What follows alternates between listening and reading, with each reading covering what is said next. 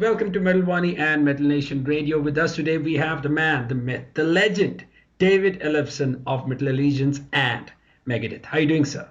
Excellent. How are you? I am doing really good. Now, Metal Allegiance, a supergroup beyond supergroup. Let me say a metal family, finally coming out with a debut self-titled album. How excited is the band in keeping in mind that this is a historic moment in the history of heavy metal?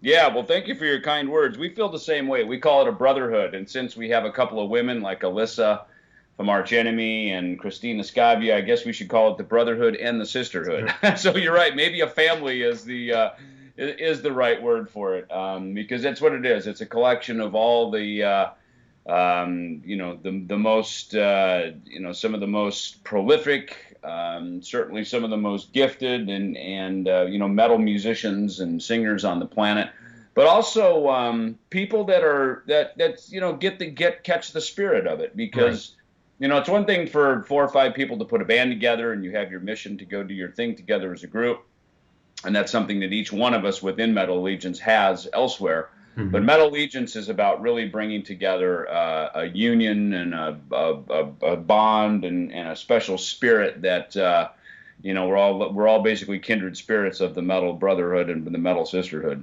Absolutely. Now, right, we talk about the album. Now, let's talk about the metal community. I mean, when we talk about our metal community, collaboration has always seemed to be a little more special, and fans tend to lose their minds over it. Now, for those who probably like their metal collaborative, what made you, Alex, Mike, and Mark think about an album?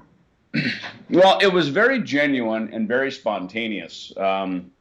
Our founding partner, Mark Mengi, and I were part of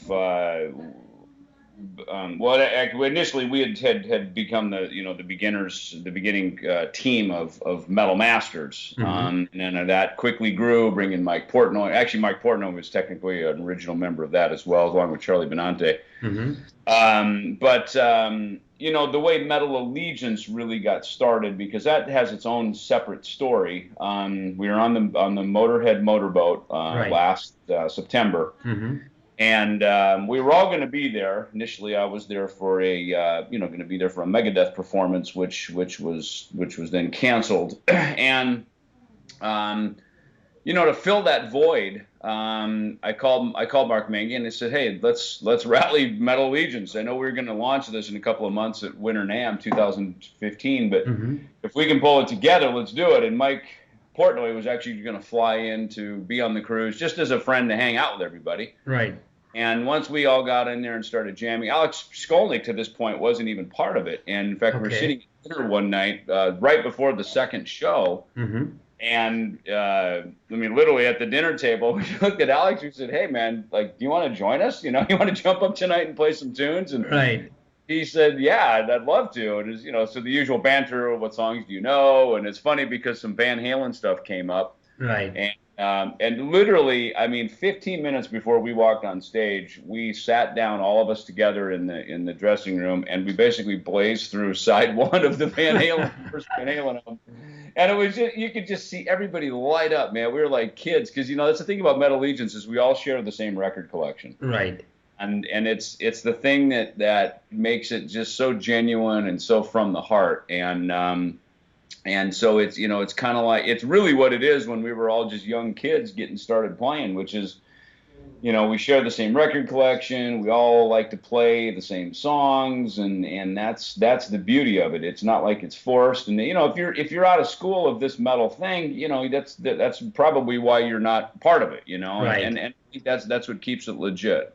Absolutely. What emerged for me when I listened to the album, I had the honor of having I spun it like around 4 to 5 times from last 2 days, and I could sense that that historic moment, some great music, great tracks being recorded together, which probably may never happen again. Most of all, what emerged is a sense of family. Yeah. You're right, and in fact, moving forward, I'm sure it's going to continue to change. That's the spirit of this moving forward, is that we will collect as many of us who are available, number one, to be able to perform on the shows. But the idea is that this is an always ever evolving lineup. And as much as there's a couple of us who are the principals of it, we even with that, I mean, there's going to be shows coming up when I'm going to be on tour with Megadeth and other things that, we have to agree that metal allegiance moves forward at all costs. And that really requires a spirit of brotherhood and community. And it just has to be that way because, it's about the group, it's about the family, and it's about the greater neighborhood of heavy metal. Yeah, it's about sheer joy of all making great music together, like we said, brotherhood and sisterhood. So I'm sure that was what you guys expected out of it. Yeah, and it's funny as we wrote these songs, like for instance, "Gift of Pain." We wrote the riff, and then all of a sudden, Mike Portnoy goes, "Man, I could totally hear Randy Blythe singing on that." Right? And then we wrote "Dying Song," and we're like, "Dude, Phil Anselmo." You know what I mean? So it's not like it's not like this was some all-star strategy. Mm-hmm. It was the four of us, me, Mark, Mike, and Alex, writing the tunes. Mm-hmm. And as the songs developed, they actually called out for the singer from there. The songs called to the singer, not us. So, and that's what was so cool about it. And so even when we called people, we said, listen, we got this thing we're doing. It's just us doing it. There's no label yet. There's no budget. It's just four dudes and, buddies doing this. Mm-hmm. You're our friend. Would you mind throwing a vocal down on it? And it was really just that simple and that genuine. Wow. I mean, I was wondering, was it pre-planned that, since each song sounds very different, it might have been like a tough journey for you guys to decide who's going to sing on that? Yeah, we start again. The whole impetus when we were at dinner that night on the motorboat, when the night we asked Alex Skolnick to jump in with us, that was when Mike Portnoy said, "Listen, why don't we just come over to my house maybe in December, and we'll get started writing, and we can write it over a couple of 10-day or a couple of 5-day sessions, and that way." We can write it, we can demo it, and then we take it in the studio from there and finish it. So I mean, very organic. I mean, and it's a record that you hear all of us in the room playing on together. This isn't just an internet record where we all phoned it in from our home studios, and that also helps keep the connectivity of it. Absolutely. I mean, I was just wondering, how did this, the signing up with the Nuclear Blast came, and how did it all happen? Like you said, it didn't happen before the music was written because you guys were doing it for being friends together. So was it towards the ending part of songwriting that the label requests came in? No, not at all. In fact, we had everything written, recorded, and we're just starting to get vocals and solos and kind of some of the final things done on it when we invited Nuclear Blast out to our studio in New York to hear it. And and Monty Connor, who was signed Sepultura and Slipknot, and he just really has a great ear for metal and a great, Nuclear Blast as a company really understands something like this. Right. And he heard it, and I mean, Monty's like us. He's just a fan. He's, we're fans in a band. He's a fan at a record label, and I think that genuine spirit really came through. Because as soon as he heard it, he loved it, and that's how the whole deal with Nuclear Blast happened. And Monty, Monty's he's like a fifth Beatle and like a band member. I mean, he just trusts us. He gets us, and it's nice to work with a label like that because usually the label becomes the enemy of your creative work. And in this one, the label was just another dude hanging out with our record collection. Absolutely. Now, talking about solos, I mean, I'm blown away. There are endless number of amazing, one of the best guitarists in the world playing solos on these tracks. So for you guys, when you were writing, I mean, I'm just wondering, how can one possibly think of having, let's say, Phil Demmel or Charlie or Bumblefoot on one track? How do they even plan out what to play and where to play? It must have been very difficult. Alex Skolnick was really, in a lot of ways, the musical director of that portion of it. It's funny how we each served a very specific role that, that really helped because, Mike, when we were writing things, I was kind of I'd encourage bringing riffs in, the riffs. Then I'm also helped put together a lot of the business side of it, on later stages, just to kind of help, because I'm kind of this guy who puts things together and mentors it and, sort of wraps my arms around it to keep things together. That's just kind of my nature to be that guy, Right. Right. And then as we were throwing the riffs out, me and Alex and Mark were bringing riffs in, Mike Portnoy became the arranger. Yeah, he's always the arranger. Yeah, and he became the arranger. He called it the Mike Portnoy Sonic Fantasy. And he would go to the whiteboard with a marker and start writing down the chart, kind of writing out the arrangement. And that helped the songs come together as compositions. And then when we were in the studio, every one of us, Mike did well producing his own drums. I know how to record my bass. Alex knows how to record his guitars. But then when it came to, the strategic positioning of especially solos, and even in one case, two cases, the duet of the singers, Alex really became the point guy for that. And because he's friends with all these guitar players all around the world that played on this record, he was really proficient at being able to put together the logistics of that, and so, yeah, we all serve a very unique role. And that's the idea of a band, is that everybody does something unique, but we all do it uniquely together.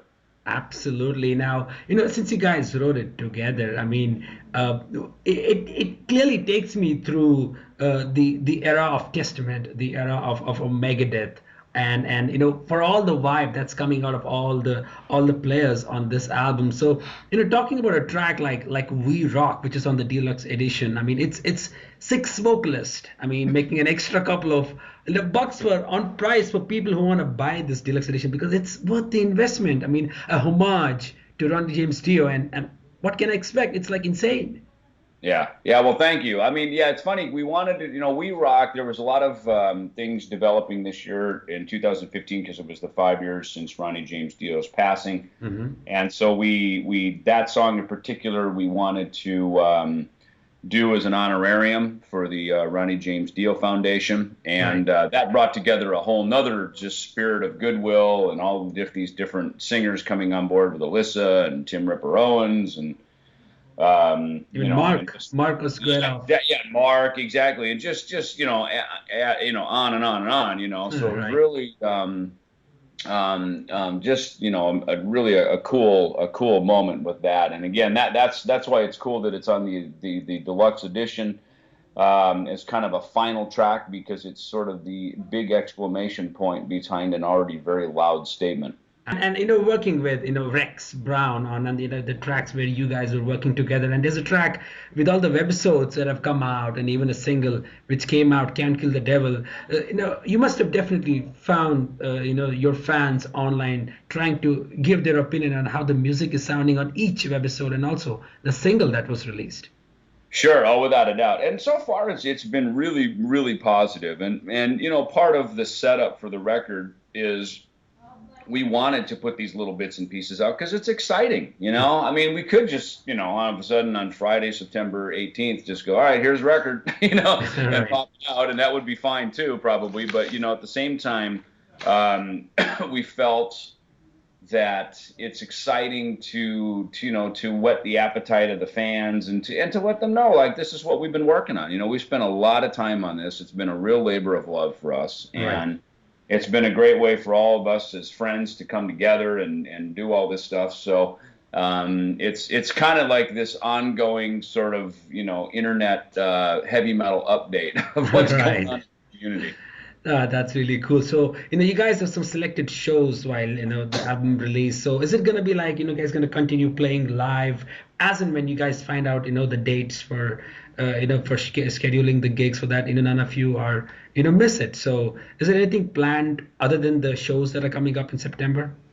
We have the shows in September. Yeah, there's actually more stuff coming up. There's more stuff on the calendar, more things happening, and it's, again, probably the hardest, the most difficult part of this is working around the logistics of everybody's schedule. But it's also the thing that keeps keeps it fresh. Yeah. Is that you never know who might be on the stage. True. Absolutely. Now you're coming to India later this year to play in Kolkata and even Shillong. So, you've been here before as well. So, I mean, what's been an experience for you, a person who's been traveling around the world, comes to a place like India, at least 3 to 4 times? How's the experience every time you come to this country? Oh, it's been phenomenal, and we as heavy metal is always a movement, and I'm glad I've participated in groups over the years that have, in particular Megadeth, that have always we've gone to far-reaching, distant shores very early on, Right. not just in our own band's career, but very early on in the development of a lot of these countries, because. Right. India is certainly a country in a beautiful transition right now, economically and just as a presence in the world, Right. with education and just the things that the country offers, to Right. the rest of the world right now. And we did the same in South America 20 some years ago. We were going down to Chile and Argentina and countries that had just come out from under some political difficulties and things like that, and that's where heavy metal is really sometimes at its best. Absolutely. Where it's really sometimes I think that heavy metal is a voice for those who sometimes feel they haven't had a voice, and True. it's sort of like the louder and the harder and more aggressive it is, the better it's received in those countries. Absolutely, David. Now, before we conclude, how about you describe the feeling, the vibe, the sound of Metal Allegiance debut album in just one sentence? It's versatile, powerful, intriguing, and even mysterious. Wow. Now that's about it, folks. September 18th, the D-Day album coming out. My good friends have already pre-ordered it, and I expect you guys to go ahead. Mr. David Ellefson on this album. Thank you very much for spending some time. It's always an honor sitting here in India and have a chat with the legend. You're welcome. See you soon. Bye.